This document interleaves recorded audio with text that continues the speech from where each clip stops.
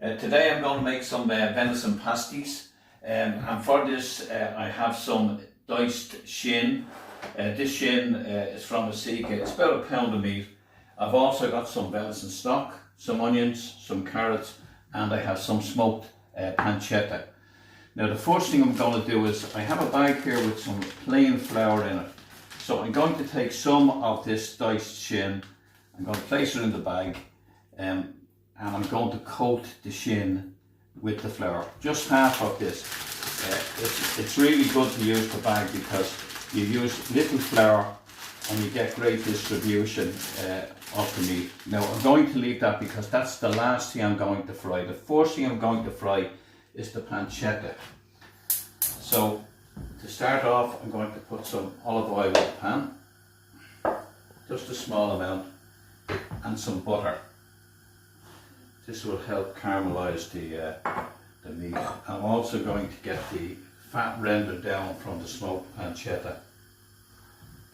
I'll just spread that across the pan, and I let that render down, and the pancetta will go nice and crispy. So that's our pancetta now, nicely crisped up and the fat rendered down. So I want to try and retain the fat onto the pan for the diced venison shin. Now, venison shin is very underrated really as a meat. It's really beautiful, and it has most of the flavour because the collagen breaks down really well and really adds to the stock and the flavour. So I'm just going to brown these. I'm not going to cook them.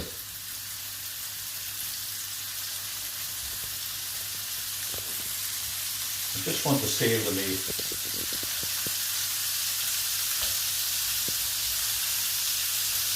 And so we can leave that there now.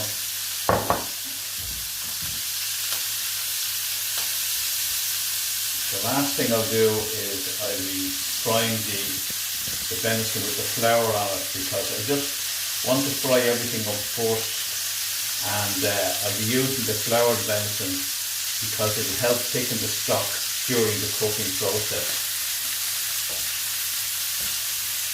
And I'll just leave that now. I'll leave that alone until it gets a nice coating on it. Right, so that's our first lot of shin done. I'm going to transfer this now into our casserole dish.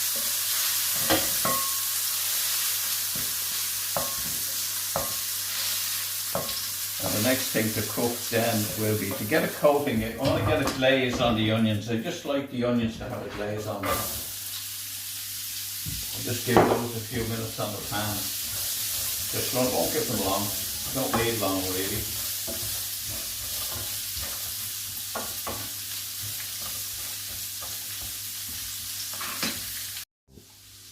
Right, that's the carrots glazed, and now we'll pop in the onions. Again, just to sweat them down to release the flavours because it releases the sweetness of them.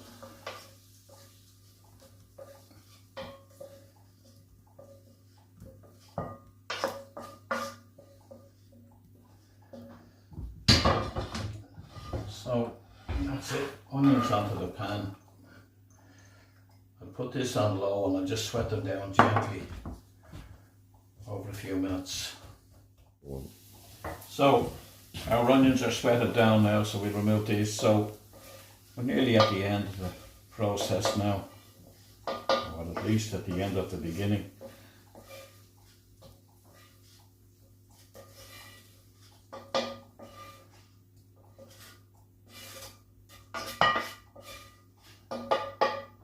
So I'm just going to hard up the pan, put on a little bit more oil,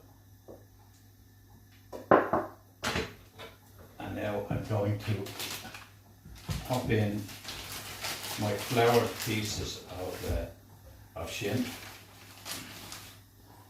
These will get a nice coating on them, and when they're transferred into the casserole, they have taken up the stock.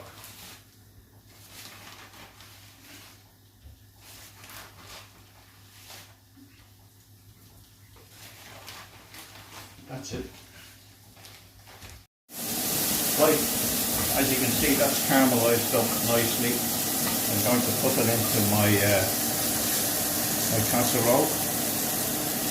Now, shin generally would be a very, very tough piece of meat on the deer, but if you cook it low and slow, now I do mine in the oven, but you don't have to.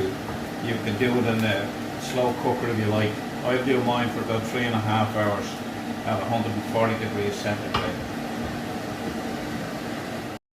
Now, I'm just going to deglaze the pan, and this is a little bit tricky. I want to get all those beautiful flavours from the meat.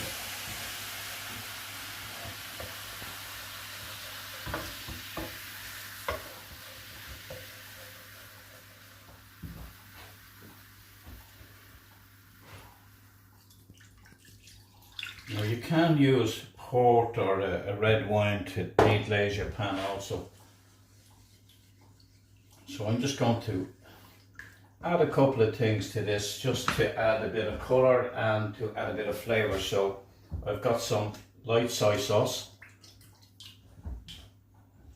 That will add salt, because you notice I haven't added any salt to my cooking. And some tomato puree. So stock is ready.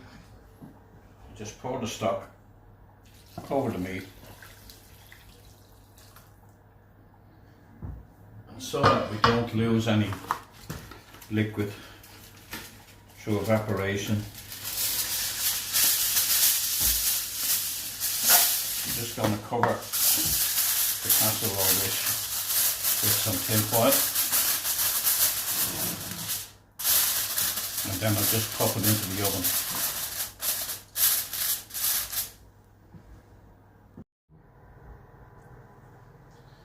So, into the oven, I'll just pull out the tray here, get my porridge dish into the oven, and then I'll set the timer then for 3.5 hours.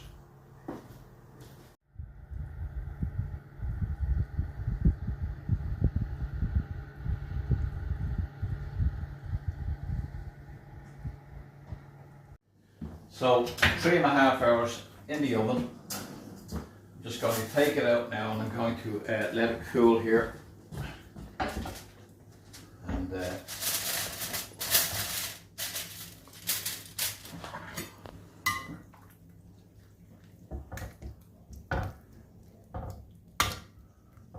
I'll let that cool down, and then I can put it into the pastry.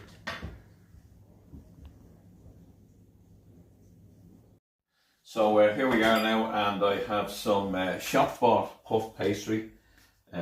It's good to use, it's nice stuff. I'm just using a small side plate now just to cut a circle, which I'm going to use for my pasty. And there, I can place that on the plate, and then I can put in my filling. So now for the filling. But before I fill, I'm just going to wash the edge. It'll help the pastry stick when folded over. So just 1 egg and a light egg wash. And now for the filling. So the filling just goes into 1/2 of the pasty.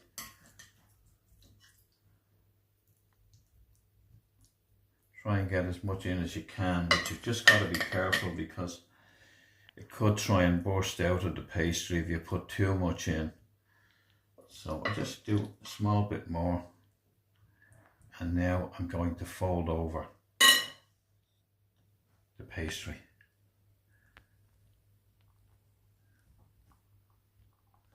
And then I'll just use the edge of a fork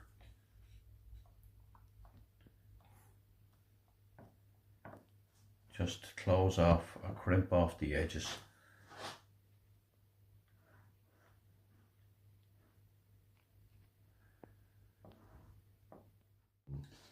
So to finish off then, before it goes in the oven, I'm just going to give it an egg wash.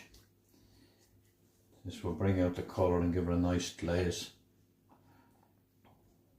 And then just to let some steam out in the cooking process, I just put a couple of slots in it there, and that will let the steam out. Right, our pasties now are ready for the oven. Our oven is at 200 degrees centigrade. I'm going to pop them in here for about 35-40 minutes and they'll be perfect.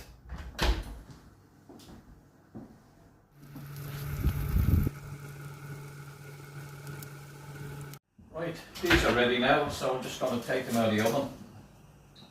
Switch off the oven.